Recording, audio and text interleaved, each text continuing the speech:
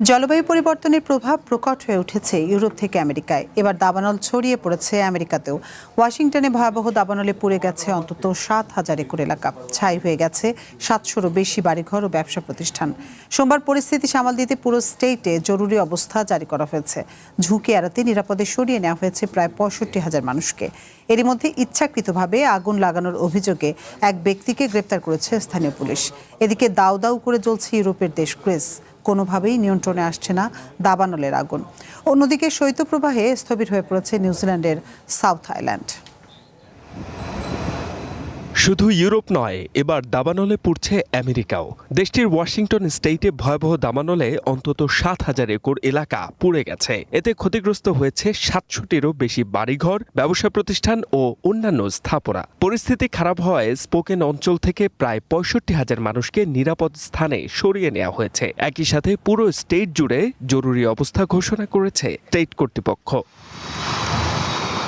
কর্তৃপক্ষ বলছে, শুষ্ক আবহাওয়া ও প্রবল দমকা হাওয়ার কারণে আগুন নিয়ন্ত্রণে আনা কঠিন হয়ে পড়েছে। স্পোকেন ও আশপাশের এলাকায় প্রায় 21 বর্গ কিলোমিটার জায়গা পুড়ে গেছে। বর্তমানে এখনও সক্রিয় রয়েছে ওল্ড ট্রেলস, ফেয়ারভিউ ও মেডিভিউ ফায়ার নামে এই 3টি বড় দাবানল। একই সময়ে আইডাহো ও ওরেগনেও দাবানল নিয়ন্ত্রণে বুলডোজার ও হেলিকপ্টার ব্যবহার করা হচ্ছে। পুড়ে গেছে প্রায় 525 বর্গমাইল তৃণভূমি। ঝুঁকির মুখে রয়েছে 700-টির বেশি বাড়ি এবং আরও প্রায় 800টি স্থাপনা। এদিকে দাউ দাউ করে জ্বলছে ইউরোপের দেশ গ্রিস। কোনোভাবেই নিয়ন্ত্রণে আসছে না দাবানলের আগুন। 100 কিলোমিটার বেগে ঝোড়ো বাতাসের মুখে গ্রিস জুড়ে ছড়িয়ে পড়েছে একাধিক দাবানল। এর আগে ফ্রান্স ও স্পেনে ভয়াবহ আগুন দেখা গেলেও এখন কিছুটা শান্ত হওয়ায় স্বস্তি ফিরেছে সেসব অঞ্চলে। তবে গ্রিসের জন্য পরিস্থিতি এখনও বেশ উদ্বেগের।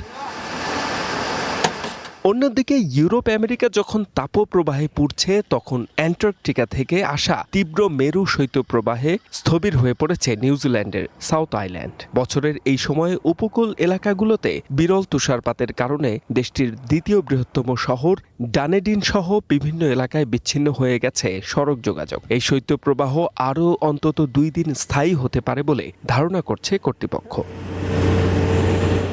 H M Ataullah, one international desk.